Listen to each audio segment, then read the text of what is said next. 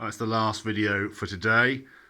So here we have the LTO blocks, the 4 blocks here, and this is my harness which I've made, and it's just got the 4 connectors, and at the end of the CAN bus there's the 120 ohm resistor added in, and it's just 4 wires down here. So we've got CAN high, CAN low, 12, plus volt 12, and the ground.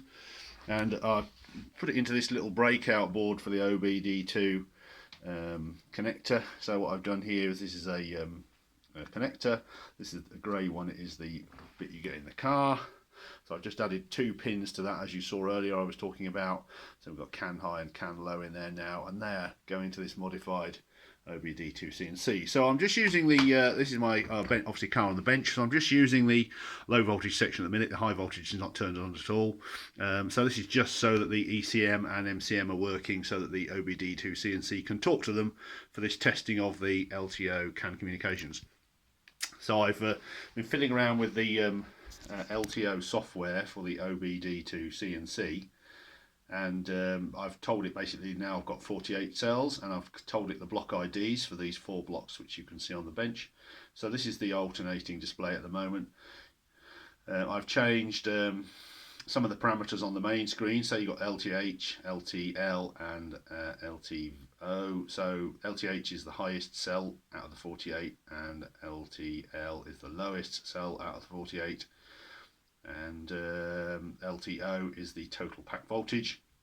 This is of course the actual pack voltage, not what the car is seeing. As you can see actually on the first screen, the car is actually seeing 50 volts, because that is the, if you remember, that's the 50 volts from our DC to DC converter, because the HV supply is not turned on. The car's only seeing 50 volts. Of course there's lots of IM errors at the minute with this setup because the HV is not turned on.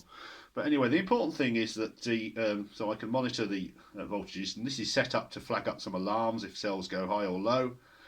So it should allow me to keep an eye on what's going on, and yeah, that's basically where we are. So that the modified OBDIIC&C is talking quite happily to the 4 CAN blocks here, and it's just cycling through them one at a time. I mean, you don't have to have this cycling display on if you want. You can just have your normal display like this, and it can just flag up when an issue occurs, and it can perhaps switch to one or the other. Switch to the block if a cell goes low or high, and just highlight that particular block at that particular time, because that might be quite distracting if it's quite if it's changing like that. But just for now, just for testing, that's fine.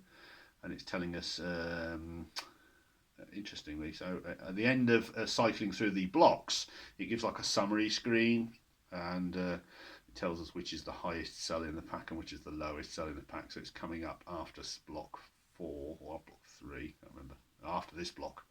Yeah, so we get a highlight screen now, and it just tells us a bit about what's what there. So anyway, hopefully you can pause that if you want to look at that, those in more detail. You can slow down this cycling. I've just got it adjusted just about a second per screen, something like that, second and a half.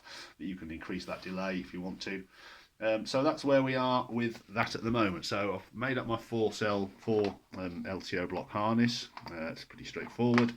I've wired it through my extra pin added OBD2C OBD2 plug, and this just plugs into the bench car as normal. So just pass through connectors for all the other wires, and that's where we are at the moment. So tomorrow, I think I'm busy in the morning, but later on I'm hoping to make up the tails for the switchboard, and actually mount the blocks into the car, and we'll be getting closer to a test.